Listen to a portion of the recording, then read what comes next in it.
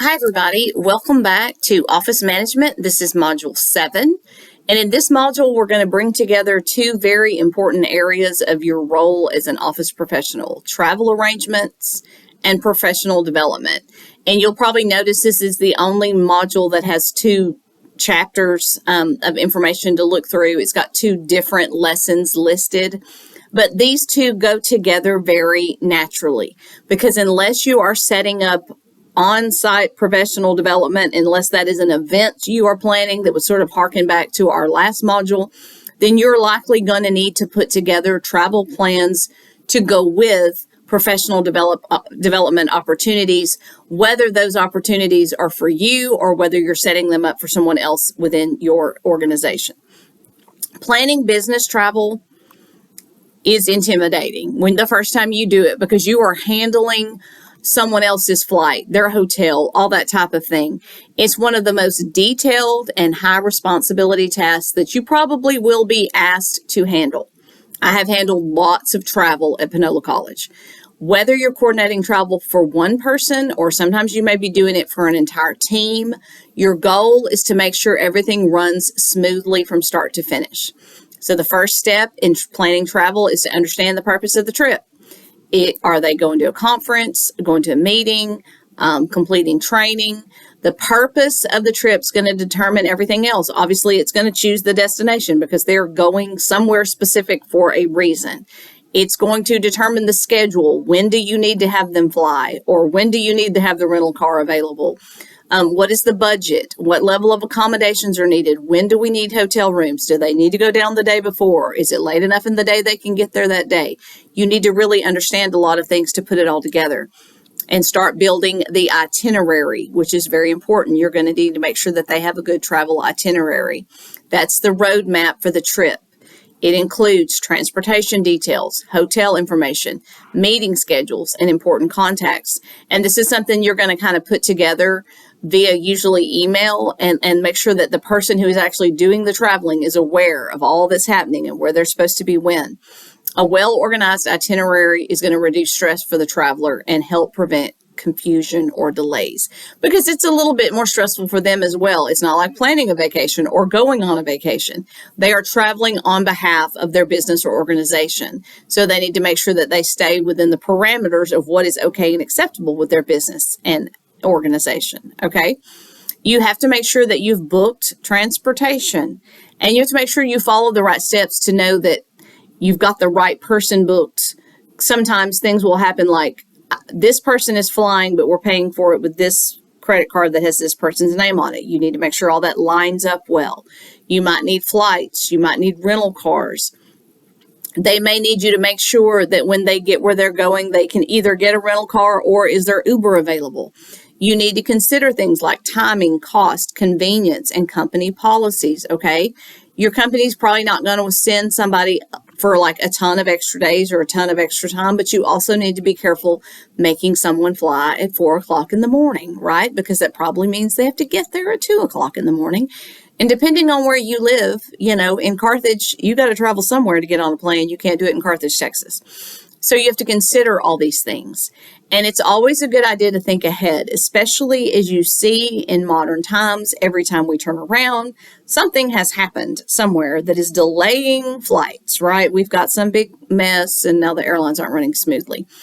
Don't have them flying into something that they're speaking at, say, at the last minute. Make sure they have plenty of time to be delayed and still get there on time. Have backup options in mind. All of these are important things to think about when you're planning travel, actually traveling, actually getting there. You're also probably going to have to arrange accommodations, okay? And that's going to include selecting hotels that meet your company's standards, are conveniently located, and fit within the budget.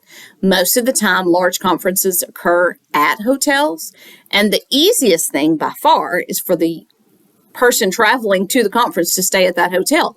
But if you work for a smaller organization, they may not be able to afford that because these are usually pricier hotels that have these big conference rooms and host all of those things. All of these are going to be part of managing travel expenses and making sure you know what your company's requirements are and how to provide the best experience possible for your traveler based on those things. Usually, and we've talked about this with venues, you may be the one they expect to have estimate costs. I mean, we talked about this with events, excuse me.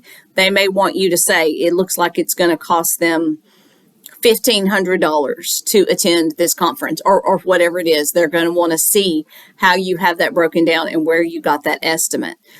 During and after the trip, you'll probably have to help people with tracking expenses, collecting receipts, and ensuring everybody follows company policies, okay? It's a very detail-oriented type job, and communication is a major part of travel coordination, okay? You're going to be the point of contact. You're going to be the go-between between the traveler and the hotels and the airlines and other service providers, okay? That means both sides need to know. You are going to need to understand things like if they don't have the credit card with them that the hotel is going to be charged to, you need to work it out with the hotel ahead of time. They're going to have a credit card authorization form for you to fill out.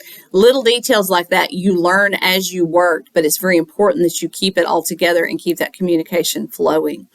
And then when they get back, you probably will need to help them, as I said, process things, fill in their expense reports, find out from them, was this a conference that was really worthy of our organization's time and money, or should we look elsewhere? And just sort of document any important information for future traveling. Nothing about it is difficult. It's all very online, click the button, type the names in type of thing. It's just a lot of little details to juggle. And you're always needing to consider the human being that's traveling, right? And what is going to be convenient and doable for them, and balancing that with what is affordable and doable for your organization.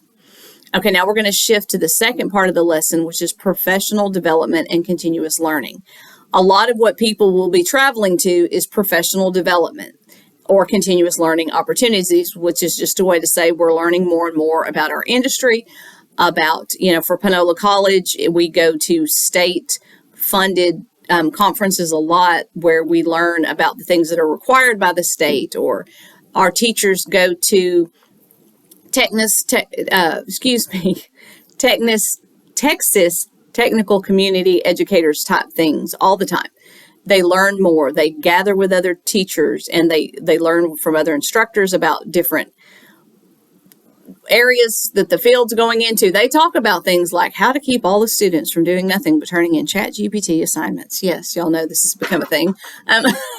That sort of thing. We need to always be learning and growing in our field. There is no field where you graduate from college or get your certification or however you come into it, and that's all you need to know. The world has changed so drastically in my work life, I cannot express it to you. And most of you are probably younger than me, but it will in yours as well.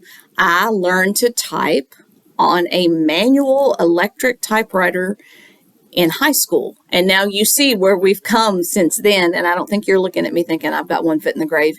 It changes quickly, and you need to stay up on that. And you need to be willing to commit yourself as an office professional to gathering all the new information you can all of the time to help keep your office moving forward. Technology changes, workplace expectations shift, new tools are introduced all the time. Continuous learning is essential if you want to stay effective and grow in your career. And as an administrative professional, you're likely going to set up your own professional development and other people's, okay? You need to be able to find it for yourself and find it for them, or help them set up what they found for themselves. It's important to have clear goals and plans related to professional development. That is very important, okay? You need to make sure that this has a purpose for our industry, and it's not just doesn't just sound like a fun place to go, okay? Because sometimes they'll try to mesh it. Moody Gardens hosts a ton of teacher-related conferences, Moody Gardens down in Galveston. So it's fun to go there, right? But that can't be the only reason that we're going. Self-assessment and office assessment is very important in finding professional development opportunities that are going to give your workplace the most bang for its buck. Okay, make sure we set up things that are going to be meaningful. So your assignment this week is we're going to practice this. You're going to find yourself some professional development. Don't actually sign up for it. Don't spend money. As if you were already an office professional, you can find that easily. You can just Google it, office professional development, upcoming. I want an event that has not occurred yet. You're going to find the event and you're going to set up your own travel. Again, do not reserve a plane flight or anything you're going to have to pay for. We're just going to create, this is what my flight would be. I found it. Here's a screenshot. This is what my rental car would be. I found it. Here's a screenshot. This is the hotel I would stay at. Here's a screenshot. Okay, we're going to set it up that way, and you're going to turn all that in as if I was your supervisor approving or disproving this professional development plan. So it should be sort of a fun assignment. It's not super difficult. It's going to give you some great real world hands-on practice so that maybe the first time you have to do this out in the work world, it is not quite so intimidating. Okay, guys, that is all I have for this week. We have one more module after this one. I will see you in Module 8.